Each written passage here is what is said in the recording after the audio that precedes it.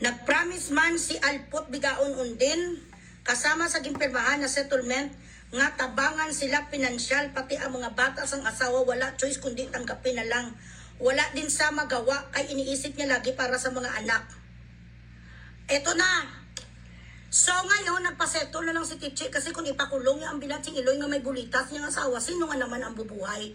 4 ang kanilang mga anak. Ito nga ang sinasabi ko sa inyong mga babae. Be financially independent. Huwag kayong magsalig sa mga yudiputan yung mga asawa because when shit hits the fan, you will not have a choice but to stay for the sake of your children. But if you are financially capable, you could walk away the moment they disrespect you.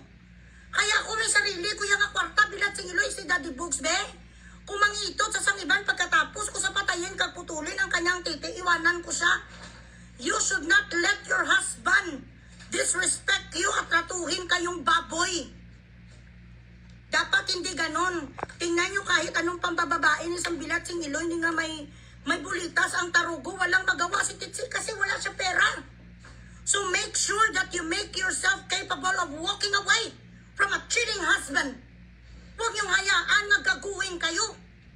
Kahit pamahal niyo, yan ang ano kuya pala tuntunan sa buhay ko ka, even if I still love you.